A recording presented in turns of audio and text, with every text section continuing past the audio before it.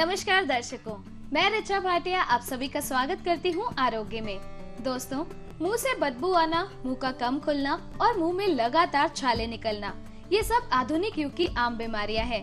बड़ा हो या छोटा हो, कोई भी कभी भी मुंह से जुड़े इन रोगों का शिकार हो सकता है। दरअसल आजकल के असंतुलित खान पान या यूँ कहें कि गलत खान पान की वजह से लोगों के मुंह से जुड़ी तमाम समस्याएं फैल रही हैं। कई बार कई तरह की दवाइयां इस्तेमाल करने के बाद भी लोगों के मुंह के रोग ठीक नहीं हो पाते। लेकिन अब ऐसे में आपको घबराने की बिल्कुल भी जरूरत नहीं है, क्योंकि आपकी हर समस्या, आपके हर रोग का आयुर्वेद द्वारा निदान करने के लिए हमारे साथ मौजूद है वैद्य दीपक जी। दीपक जी, आपका बहुत बहुत स्वागत है हमारे स्टूडियो में। तो वैद्य जी, जितने भी दर्शक हमें देख रहे हैं, जैसा कि मैंने आपसे कहा, आज हम अपने दर्शकों को जानकारी देने वाले हैं मुंह से जुड़े रोगों की। तो सबसे पहले हम अपने दर्शकों को बताएंगे कि ये छाले जो हैं, जो मुंह के छाले हैं, आमतौर पे देखे जाते हैं, तो ये किस कारण से होते हैं? ऋचा जी, मुख्य कारण इसका है पेट। बहुत ज़्यादा खाना, पेट में भोजन का ना पचना, गलत चीज़ें बहुत ज़्यादा प्रयोग में लाना, जैसे कि चाय हो गई, तंबाकू हो गया, सिगरेट हो गई, या गुटखे आजकल प्रचलन में बहुत ज़्यादा चल रहे हैं, इनका प्रयोग बहुत ज़्यादा होना, और एक मंजन ठीक प्रकार से ना करना, ये इसके मुख्य कारण है। और हर बीमारी की जड़ है हमारी कब्ज। अधिकतर लोग पेट के मामले में बहुत सेंसिटिव नहीं होते। कुछ लोग तो ऐसा होता है कि सुबह गए, फॉर्मेलिटी करके आ गए, मल पेट में पड़ा है, सड़ रहा है, पेट में बदबू पैदा होगी और धीरे धीरे वो हमारे मुंह की तरफ जाएगी। तो मुंह छाले का एक कारण कब्ज भी है। दूसरा, हम अपने शरीर के हिसाब से कई बार बहुत ज़्यादा मात्रा में गर्म चीज़ें सेवन कर लेते हैं, या देर से पचने वाली चीज़ें, ड्राई फ्रूट्स बहुत ज़्यादा मात्रा में प्रयोग कर लिए, या तला हुआ बहुत ज़्यादा प्रयोग कर लिया, तब ये दिक्कत बनने लगती है। तो मैं जैसे कि आपको पहले भी कहा कि हमको ये देखना चाहिए कि किस कारण से हमको ये दिक्कत बन रही है। उस कारण को हमें दूर करना ही पड़ेगा। तला हुआ अवॉइड करें, पेट का विशेष तौर पे ध्यान रखें, खान पान अपना बहुत सात्विक रखें, तो हम इन दिक्कतों से बच सकते हैं। जैसे कि मुंह के छालों के बारे में हम बात कर रहे हैं, तो जब भी मुंह के छाले होते हैं तो उसमें क्या होता है कि हमारा जो खाना पीना है वो बहुत दूभर हो जाता है। अगर हम नमक खाते हैं तो वो लगता है, ठंडा लेते हैं वो लगता है, गर्म लेते हैं तो वो लगता है। तो उसके लिए क्या उपाय है आयुर्वेद में? हरड़ बेहड़ा आंवला, चौथी नीम गिलोय, पंचम मिश्री डालिए निर्मल काया होए।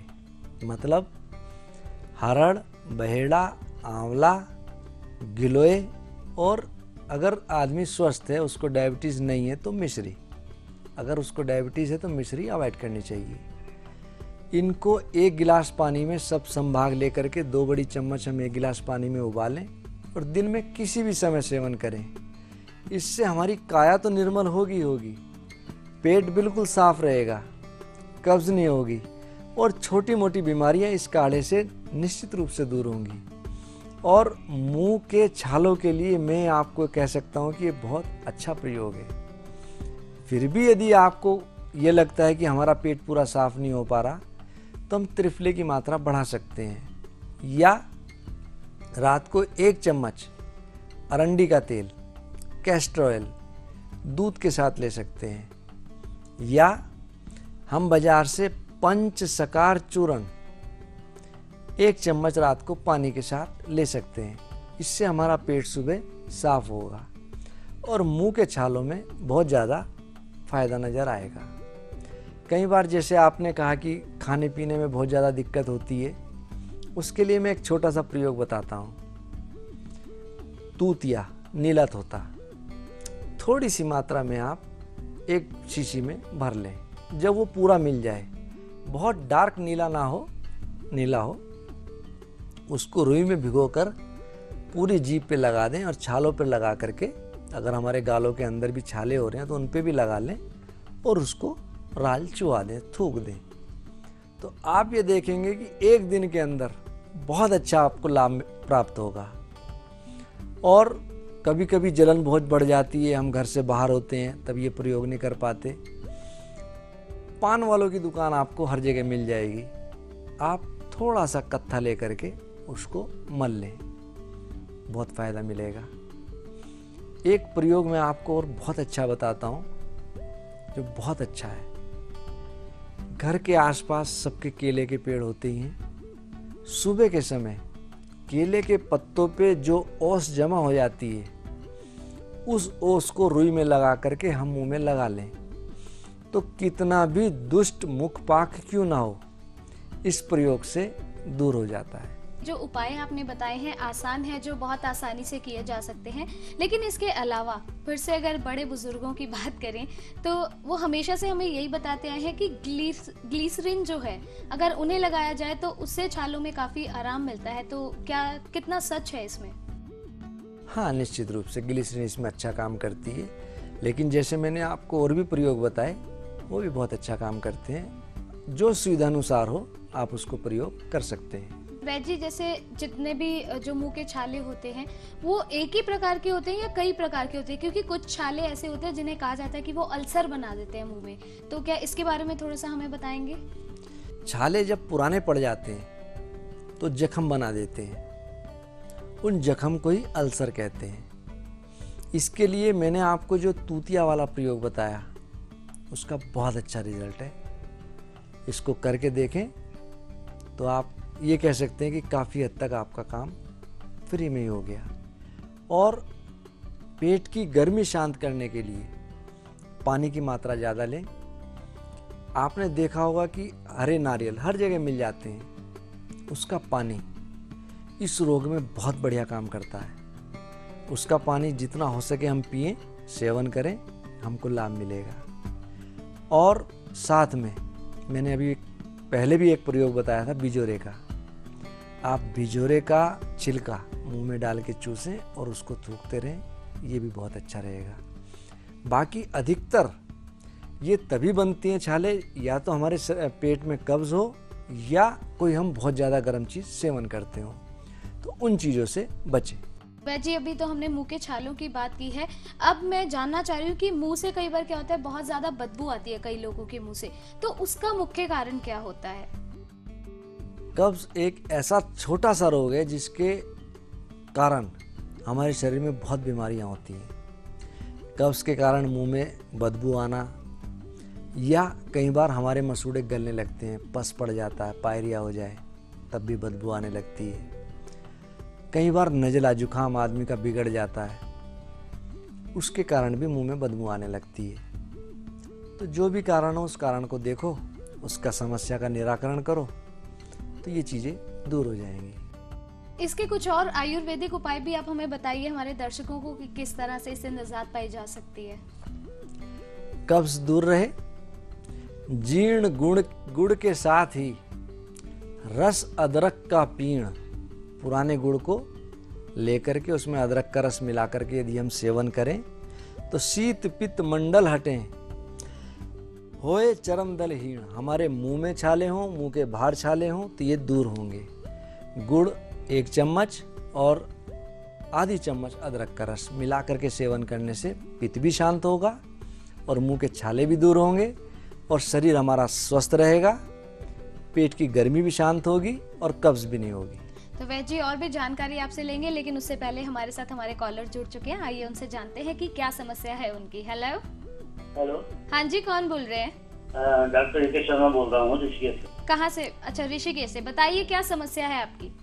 मुझे काफी साल से था, 10-15 साल से साइड में नूरलजिया है, बाईं साइड में। जी बोले। तो उसका टाइम कुछ नहीं है दर्द उठने का। ये भवें जो होती है ना, यहाँ से एक वेन जाती है ऊपर सिर में सीधी, जी, जिसको सिर में नारू कहते हैं जी। तो उस नर्व में मुझे दर्द उठता है और अमूमन रात के टाइम ज्यादा दर्द उठता है और सोते सोते दर्द हो जाता है, सोते सोते मेरी आँख खुलती है जी। तो इसकी वजह से मैं पूरा नींद भी नहीं आ पाती है, अदले की अवस्था में सोता हूँ, मतलब पूरा चित्र नहीं देख सकता मैं। ऐसा लगता है जैसे ब्लड का सर्कुलेशन रुक जाता है। उसकी वजह से बाद सिर में पेन होता है। फिर जब पूरे सिर में ही फिर हो जाता है। सीटी स्कैन करा ली मैंने, 4-5 बार सीटी स्कैन भी किया जी, उसमें कुछ सब नॉर्मल पोजीशन आई है। अगर गंगाराम हॉस्पिटल वगैरह इधर उधर सब जगह दिखाया है, तो कोई तो वास्कुलर हेडेक कहता है, तो कोई एक तरह की माइग्रेन बताता है, मगर एक डॉक्टर ने बताया था कि आपको ट्राइगोनोरिया है। तो मेरे समझ में कुछ नहीं आ रहा कि क्या है। बहुत ये नींद की दवाइयाँ, नशे की दवाइयाँ और अंग्रेजी पेन से खिला के मेरा तो पेट भी बहुत भारी कर दिया। डॉक्टर साहब, अभी तक आपने एलोपैथिक बहुत प्रयोग की और उसके साइड इफ़ेक्ट्स भी नो डाउट आपको मालूम ही होंगे। पेन किलर इस समस्या का समाधान नहीं है, और पेन किलर खा करके आपको आज तो आराम मिल जाएगा, लेकिन कल फिर दिक्कत ज्यों की त्यों रहेगी। आपको मैं एक छोटा सा प्रयोग बताता हूँ। हरड़, बहेड़ा, आंवला, कुटकी, चिरायता, नीम, गिलोय। कुटकी, चिरायता, जी कुटकी, जिसको केदार कड़वी भी कहते हैं। कुटकी, चिरायता, नीम, गिलोय।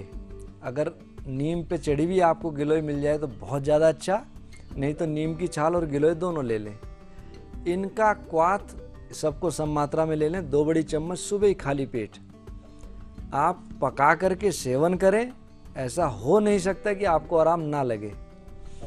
नंबर 2, आप अपनी दोनों नसिका में षड़ बिंदु तेल आपको मार्केट से मिल जाएगा। आप 3-3 बूंद दोनों नसिका में डालें दिन में एक बार, जब आपको अनुकूलता लगे, और इसको सेवन करके मुझे बताओ कि आपका क्या हाल है।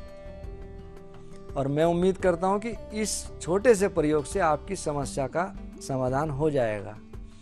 यदि आपको लगता है कि असर थोड़ा कम हो रहा है, तो आप किसी भी अच्छी फार्मेसी की 1 ग्राम गोदंती भस्म और उसमें 2 गोली सिर सुलादी रस और 2 रत्ती उसमें शंख भस्म मिला करके सुबह ही खाली पेट या तो काढ़े के साथ ले लें या घी और मिश्री मिला करके इसको सेवन करें, तो आपकी आँखों की, कान की और सिर की और नाक की समस्या मैं उम्मीद करता हूं कि रहेगी नहीं। आप इस छोटे से प्रयोग से 100% ठीक हो जाएंगे। वैद्य जी का ये छोटा सा प्रयोग आपको जरूर ठीक करेगा। लेकिन दर्शकों, अगर आप भी एलोपैथी से परेशान आ चुके हैं या फिर आपकी किसी बीमारी का इलाज एलोपैथी के पास नहीं है, तो वो हमारे वैद्य जी के पास जरूर है। अगर आप वैद्य जी से बात करना चाहते हैं तो स्क्रीन पे दिए गए नंबर्स पर हमें अभी कॉल कीजिए और सीधा वैद्य जी से बात कीजिए। और या फिर अगर आप पर्सनली वैद्य जी से मिलना चाहते हैं तो वैद्य जी का पता है